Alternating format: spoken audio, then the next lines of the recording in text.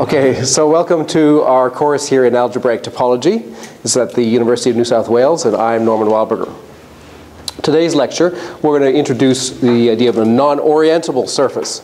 So we've been talking about the sphere and the plane and toruses, and now we're going to talk about the Mobius band and then go on to Klein-Bottle and the projective plane, which are more complicated surfaces, a little bit harder to visualize. We can't make models of them so easily in three-dimensional space, but they're quite interesting objects. And the projective plane in particular is a very important fundamental concept in mathematics.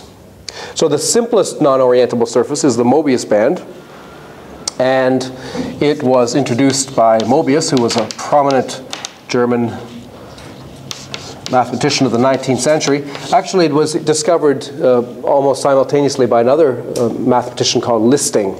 So it probably should be called the Mobius Listing band, but this is the standard terminology. And we've all seen these things. And here's an example of a Mobius band that I made from a strip of paper. You just take a long strip of paper and then you glue it together with a half twist in it. So you get a surface that looks like this. And in terms of identification, we can create it by taking a rectangle and simply gluing one side to another side with that kind of orientation.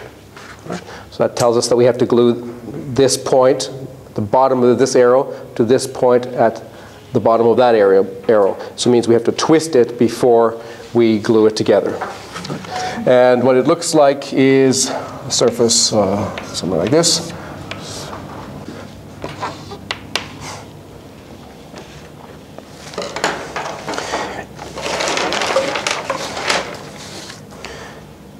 And it's in this case, we're going to think about it as being a closed surface. So it's closed. It's a closed surface, but it has a boundary.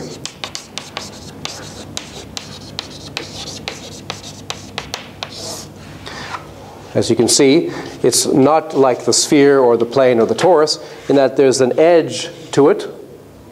The points on this edge have a different property than the points in the middle. There's not a little neighborhood which is like a disk. So this presence of a boundary means it's not a proper surface exactly in the sense of the other ones we've been talking about, but it's nevertheless an important ingredient in making some of these other non-orientable surfaces. Okay, what's interesting about the boundary is that there's actually only one edge. So there's only one edge. And I've tried to illustrate that by going around it. Okay, so here I've started, say at this point here, 0. And if I trace along the bottom here, whoop, that's going the wrong direction. I think I should start with the square 0 on this side. Okay, there's square 0. We start here. If I move along the boundary with this finger here along this edge, I get to a position I'm calling 1/8. I'm going to, all the way around is going to be a total of 1. Okay, so this is 1/8 of the way around so far. And then a little bit later we get to 1/4. And then a little bit later we get to 3/8. And then a little bit later we get to 1/2. Okay, it's upside down. There is the opposite of the 0 point that we started with. If I show you the other side, that was the 0 that we started with. So we're now sort of opposite the starting point, and that's why it's got a half there. Okay, we carry on. Now we're at 5/8. It's also upside down. And then at 3/4 right here, and then at 7/8. And then we're back to where we started. And we've gone all the way around the boundary. Every boundary point has been touched. And we see that the boundary is actually a circle. So only one edge making a boundary of a circle.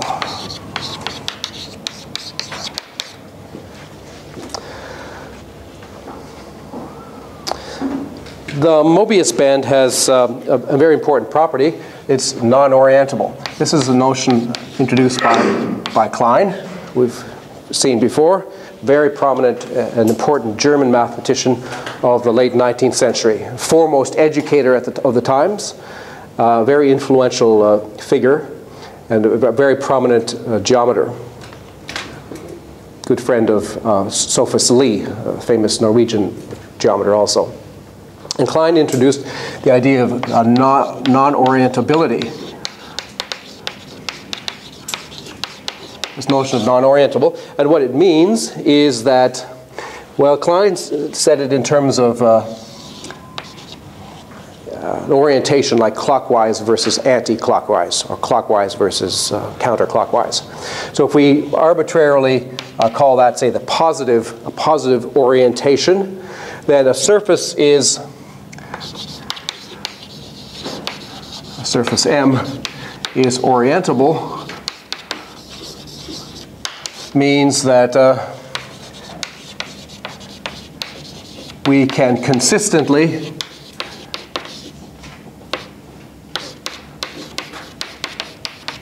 assign such a notion of positive rotation.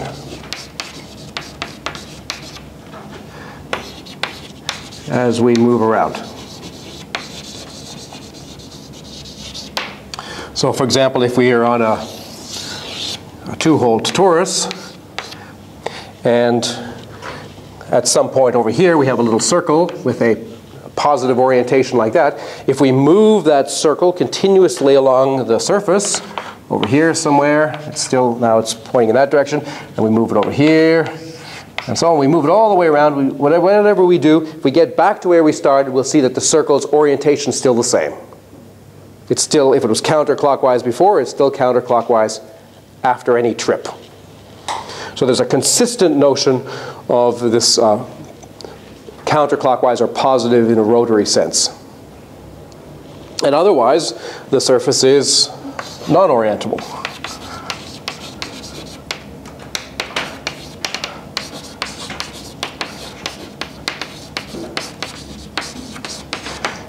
And the first real main example of that was the Mobius band. So the Mobius band is not invertible. And I'll explain why in a second. But before I do that, let me introduce just some other ways of thinking about orientability. Okay. Another way of thinking about orientability, yeah. Oh, it's not invertible. It's not orientable, thank you.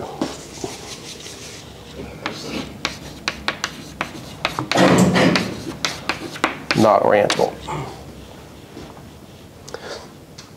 So another, or some alternate ways of thinking about this notion of orientability.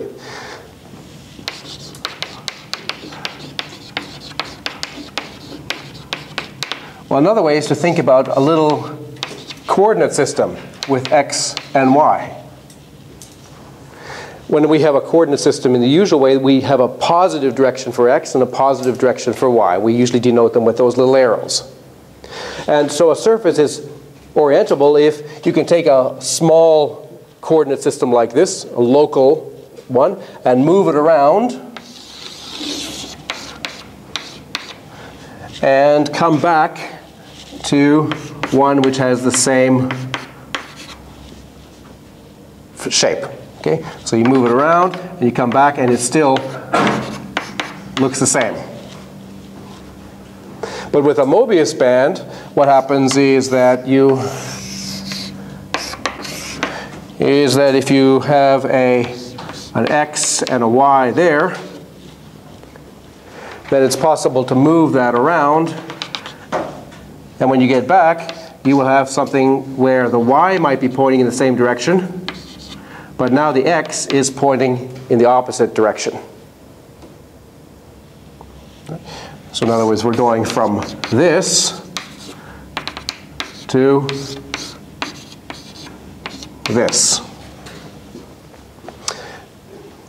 That's an aspect of the non-orientability of it.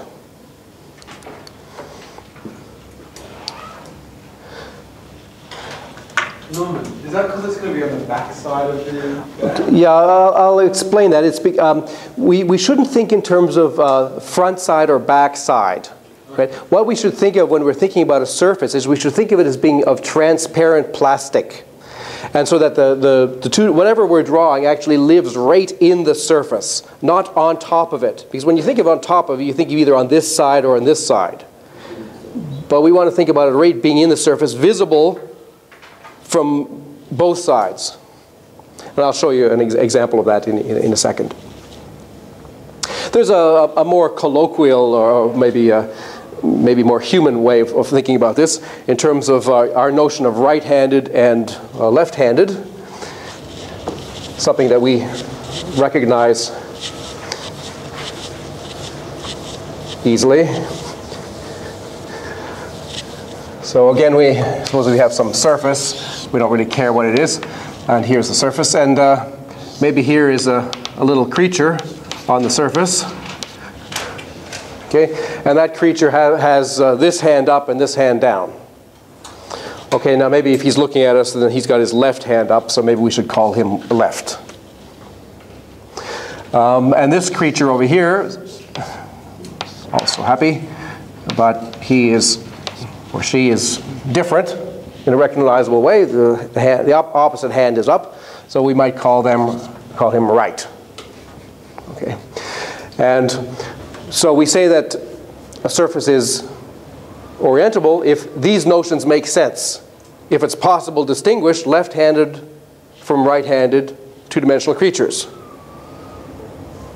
If there actually is a distinction. But for a non-orientable surface, it turns out these two notions are confusable. You can get a situation where you can't distinguish between them.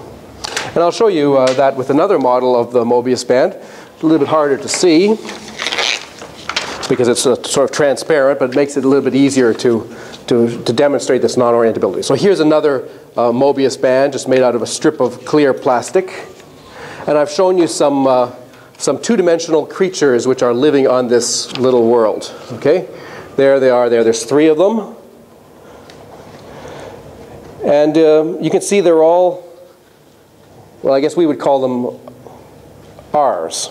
Okay, you would call them R's from that point of view, but if you looked at them from this point of view, you would say no, they're actually lefts. So we see that whether it's left or right really depends on which side we're looking at it from. Now that distinction doesn't worry us on a sphere, because on a sphere we're always looking down on it. There's a distinguished normal direction. We don't have this situation where you can be either inside or outside. We're usually always outside a sphere, looking down. But here, you can see that it doesn't really make sense to say that this guy is right-handed, right? Unless it's with respect to a particular observation point. Okay, but we all agree that these guys are the same. Whatever they are, they're the same in terms of handedness. Okay, now here's one of their friends. And I better put him on so that he's, okay, there he's now, he's sharing, they're all 4 of them now have the same handedness. Do you agree? They're all waving their right hand, I guess, to us, or to you looking. Oh, sorry, they're left hands, yes. They're waving their left hands. All right, this fellow here is not smiling. He's a little bit antisocial. He's going to take a trip because he just likes to. So what he's going to do is he's going to walk. Okay, and I'm just going to not concentrate on him. He's mobile. So I'm going to move him. And he's going to take a trip around the Mobius band. You can see that I'm not cheating. I'm just sliding him. And he takes this long trip. And right about now he starts to see some people ahead of him. And he says, I wonder who those people are. And then as he gets closer, he says, oh, I recognize you, but you're upside down. So they're his friends that he left a little while ago, but they're upside down now for some curious reason. So, okay, he orients himself in order to look at them, or to join their group. Okay, now they're like this. Okay, now I'm not doing anything. I'm just letting you have a better look at it. Okay. That's the result of his trip. Now he is, whatever he was before, he's something different now. It's the same. We're talking about. Well, as far as these guys are concerned, they stayed at home, nothing's changed. He's gone on a trip and he's come back different. Right? He started out the same and he came back different. So his handedness has changed in his trip. And this is an illustration of the non-orientability of this surface. You say, well, that's kind of strange. Could that ever happen to us? Could that happen? I mean, could it be possible that we go out on a rocket ship and go for 1,000 years in suspended animation and come back in some strange way and have all our orientation reversed? Be left-handed if we were right-handed before? Have our heart on the right side instead of the left side? Well, we don't know. Because we don't really know the large-scale structure of our universe. But in theory, it's potentially possible. It's potentially possible that our universe is also not orientable. But aren't we on a Mobius band relative to the rest of the universe? How do we know that? So when we turn, when the Earth goes around the Sun and it spins, it actually spins in the opposite direction, so you get turned upside down. No, that's still all just in the Euclidean space. So that's just motion in the Euclidean space is not going to change any handedness. Do we know that handedness is, well, either doesn't exist as a non-orientable or has this binary quality? I mean, what's to say there isn't something that you can have with three handednesses? Or? Well, if you sort of rephrase it in terms of this, go back to this orientation of you just got a small circle and you're either going around this way or around this way, then you see there's really a binary aspect to it. Yeah, it's really a binary aspect to it. What about a plane that's got an edge? A plane that's got an edge? Non-orientable, because you can go over the edge and come back underneath. It's essentially flipping over. So when you go Because you'd have to leave it and say it goes over. Yeah, I'm not sure if that would count. Because we remember we're thinking of you're not on one side of it, you're actually in the thing. So, okay. All right, so this non-orientability is interesting. There's kind of an application an industrial application of this one-sidedness of the Mobius band. In terms of conveyor belts, so there's often situations where you have a motor going around driving some wheel that's doing something, and you need a belt to go between one wheel and the other. And so you have a belt.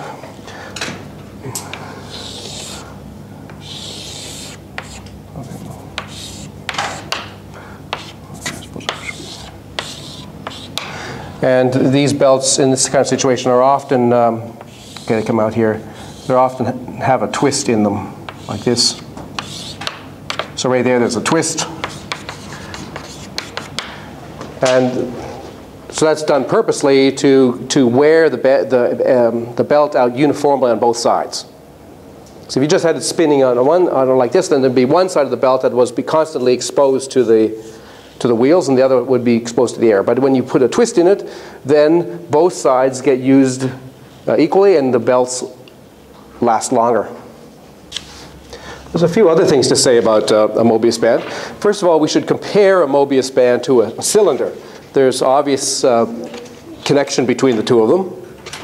The cylinder and the Mobius band are, in some sense, both created by taking a circle and gluing to every point of a circle an interval. Okay? So you can think of this, there was a middle circle here. Imagine that middle circle going around. Then to every point on that middle circle, what you're really doing is you're gluing, in this case, a little interval. Okay? And in this case, the interval is straight up and down as we go around.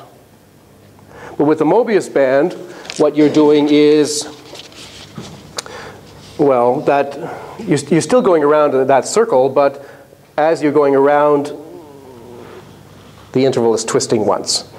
So when you get back to where you started, the top and the bottom of the interval have reversed places. Another interesting difference is what happens when you cut. This is a common party trick that you've probably done before, but let me do it anyway. So if we cut this Mobius band down the middle, I guess you all, have you done this all? All right, I hope so. But it's actually going to be useful for us. So I'm just going to cut down the middle here.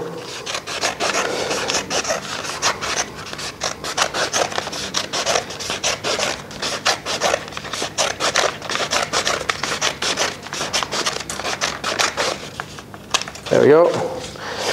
And what we see is, well, first of all, it's still all connected. That's not a surprise because we said there was only one edge. Right? And this thing now has two edges. One is the edge along which the scissors went, and the other is the outside edge of the Mobius band. Okay? For example, remember I started with 0 and went along to 1/8 earlier. I was going along that edge there. Now that's just one edge. The whole thing is a loop, but it actually is a loop with I think a couple of twists in it. Right. So that's so much fun. Let's do a problem. So problem, I think 10. Cut Mobius band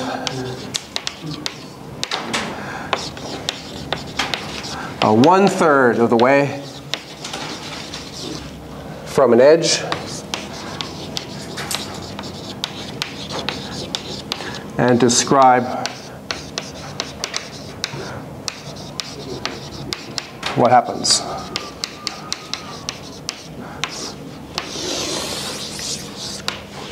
So in other words, I'm asking you to do just what I did, but not start in the middle, but rather start 1/3 of the way along and just cut 1/3 of the way. And see what happens. Describe what happens.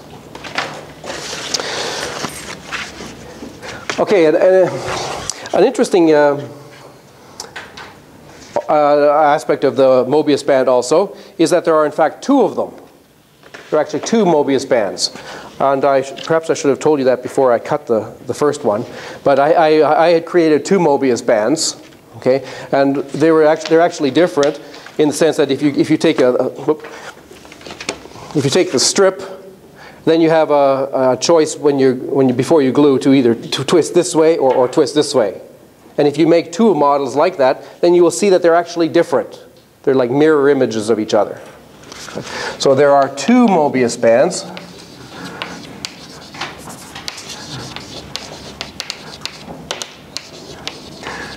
And that's an aspect of the Mobius band called chirality. The physicists, particle physicists, are interested in whether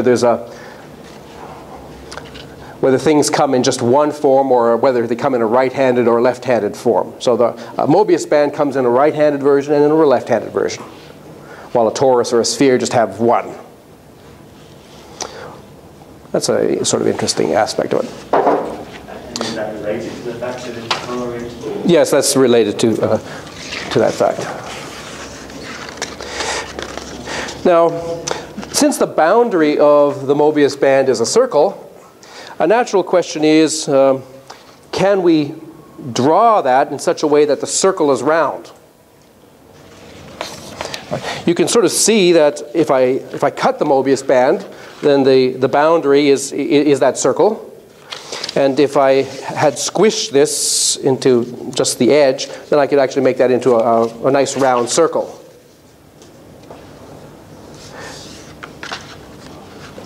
So the natural question is, can we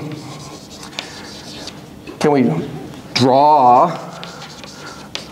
the Mobius band so its boundary is a perfect circle?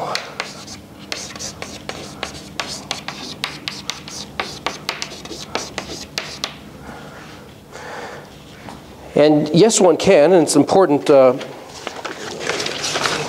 pictures, which will tax my artistic ability, I'm afraid, but let's have a go. All right, so I'm going to try to show you how to do that.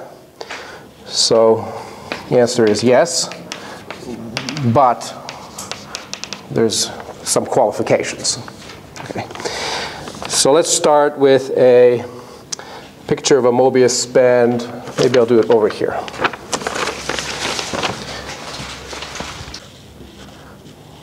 Okay, does that look like a Mobius band? So that's the outside there. That's all one surface. And then when we're over here, we see we're sort of on the inside of the band. Here we're on the outside of the wedding band, and by this time we're on the inside. Okay. Now what I'm going to do is, so where's the boundary? So the boundary starts, okay, say here, and goes there all the way around, and then it loops there, and then it comes behind and around. So it goes, it's a double kind of circle. What I want to do is I want to straighten that double circle. So I'm starting with something like that, and I want to straighten that out. And the way I'm going to do that is I'm going to take one of these loops and I'm going to lift it up and twist it and lie it down. That's the strategy. Okay, so I'm going to take this, well, that's what I'm trying to do. I'm going to try to untwist that double loop. Okay, maybe it's a little bit confusing because this rope that I've drawn is supposed to be a single rope that's not intersecting. This is just on top of, but not actually part of the rope. So the rope is not intersecting. It's not actually a figure eight. It's just a double loop. Okay, so what I'm going to do is I'm going to take this part of it and lift it up. And what we get now, if we do that, is something that looks like this. Okay, that was the outside. That was still there. And then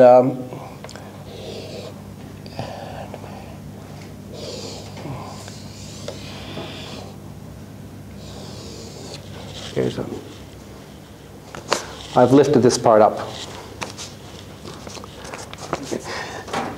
And there's the bottom of it. This is the Mobius band here.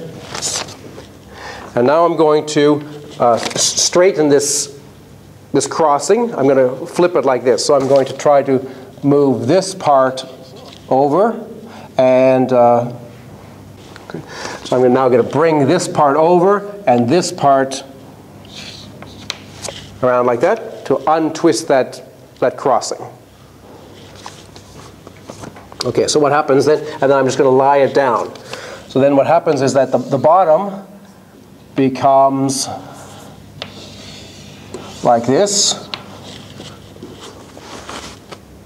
But there's a surface here, right? There's an onion shape that we're drawing along. And as we cross that over and push it down, that surface is going to, well, we're not going to be able to do that in actual practice. It's going to intersect itself. We have to do this in our thought, and it's a thought experiment. So we get something that looks like this. Okay. There's the edge underneath. There's a kind of a cap, and then there's this.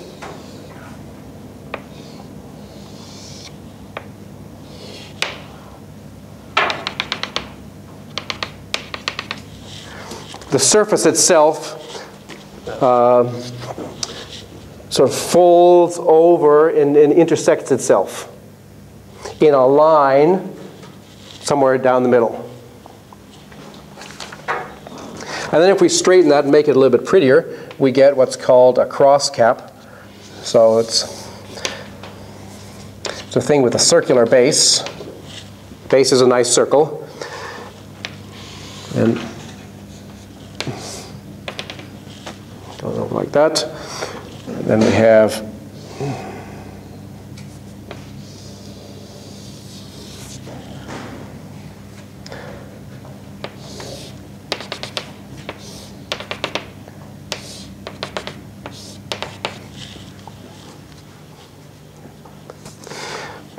it's like a hat, but you can't actually do it in 3 dimensions. This is an imaginary picture. The surface is intersecting itself. So the part of the surface that's coming out here, the part of the hat that's coming out here, is then going through that middle and going out the back.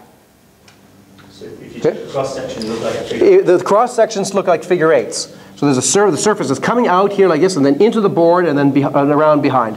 While this thing here that's bulging out towards us, it also intersects there and goes around, comes out the back.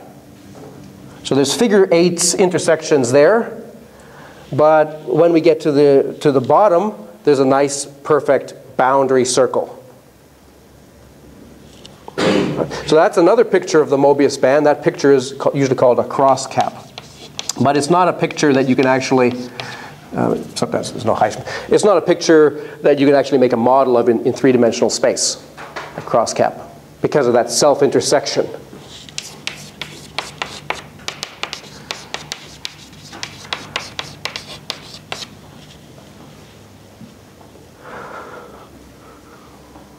But nevertheless, in 4 dimensions, you can make a model of that.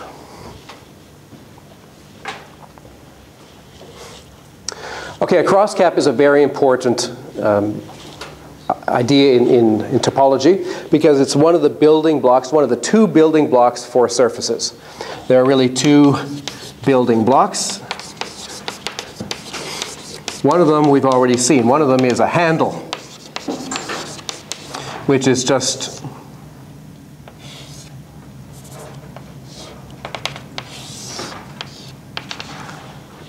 a cylinder with 2 edges, 2 boundary circles that are waiting to be attached.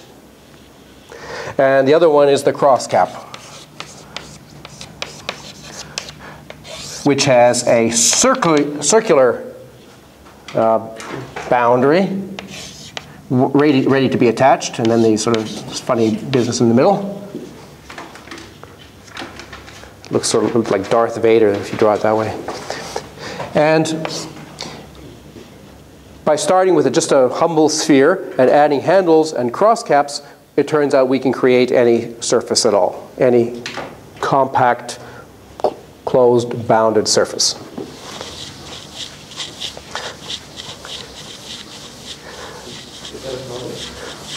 No, we're going to prove that.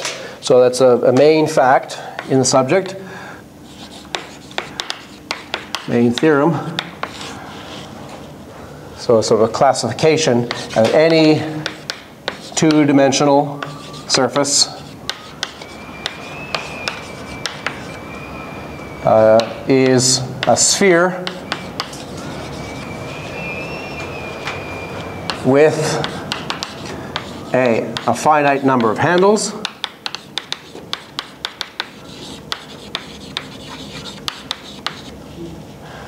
which means it's either a sphere or an n-hole torus.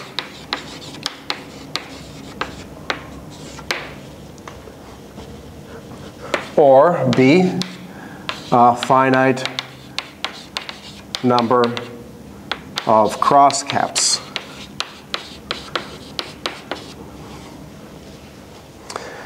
And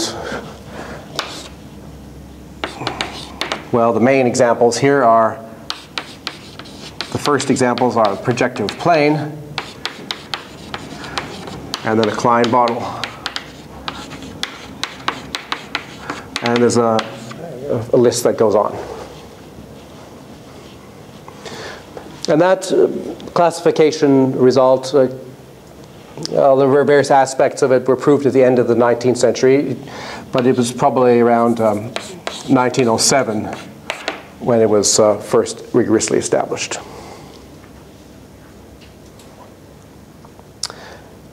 What is it defining that? Okay, any 2-dimensional, I should say, any 2-dimensional compact, I should say, 2-dimensional compact surface. And I remind you that compact means closed and bounded.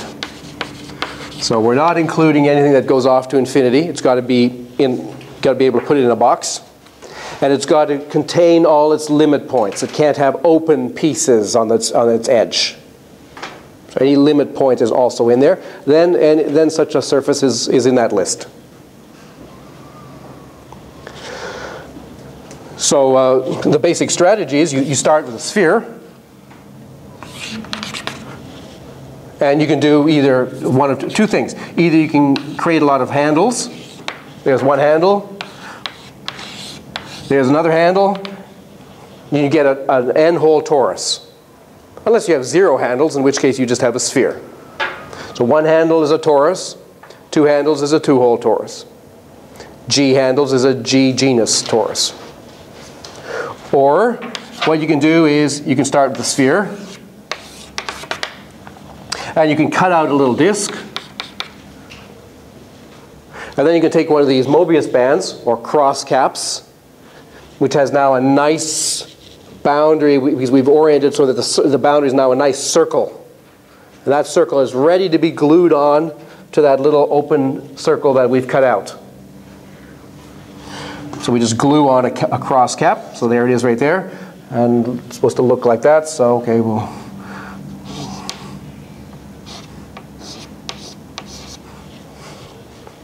There's a cross cap. And we can do that as many times as we like. Every time we do it, we change the surface.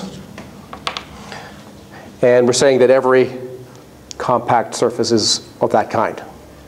What happens if you get 4 and 5 together? Sorry? What happens if you get 5? Oh, that's a very interesting question. So that's a very interesting question. What happens, can't you combine handles and cross caps? Well, you can, but what you get will still be on that list as it turns out. Okay. So this is a standard thing in algebraic topology courses, and we're going to, not right now, but in a little while, we're going to give a proof of this. We're going to give a kind of a new and fancy proof, relatively new, maybe 15 years old or something. We're going to give the zip proof of John Conway.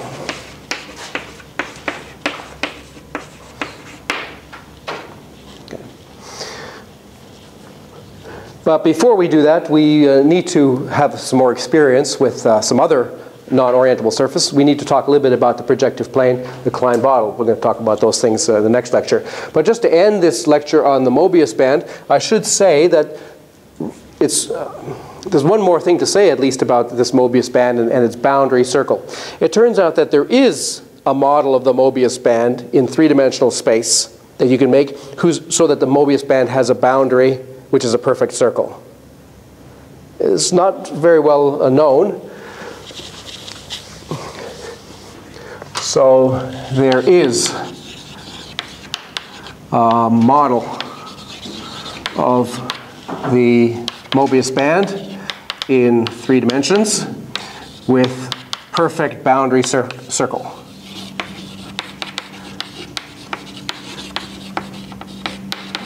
And it looks quite different from a cross cap. So non-intersecting model. It's not a non-intersecting. You can actually make a model of it and stare at it.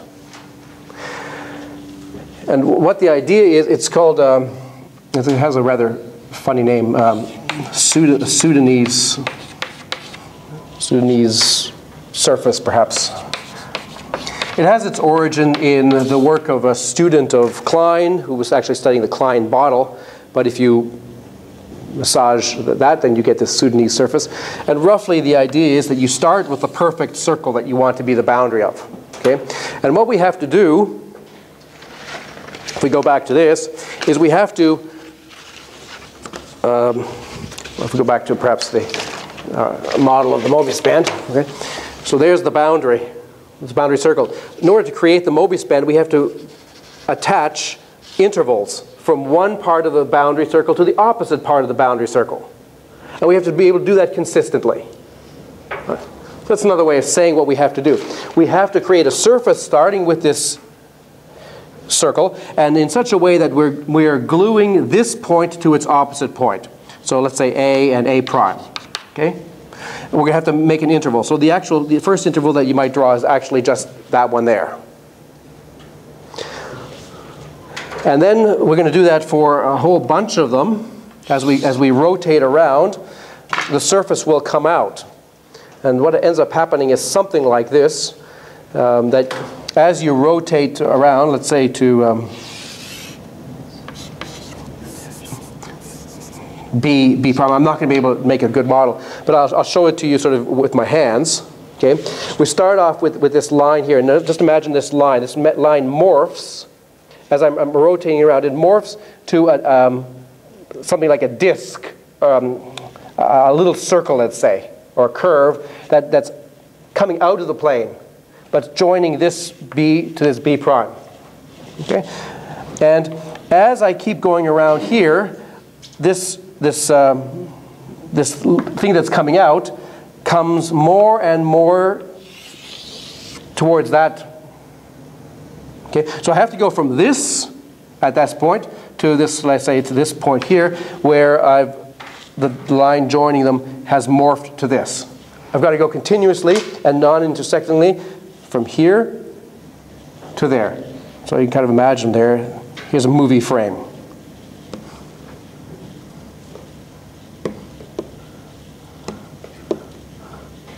And finally, there. And that's half of it. And the other half is on the other side. As we keep going from here to here, we just mimic what we did to go from this thing on the other side back to this. Okay, it's, I haven't actually seen a good way of analytically describing it. It's no doubt quite a pleasant thing if one looks at it with some details. Maybe worth, be a nice project for someone to look at sometime. But that's an interesting thing. All right, so in our next lecture, we're going to move, we're going to use the Mobius band to study these more important actual real surfaces, the projective plane and the Klein bottom. So I'll see you then.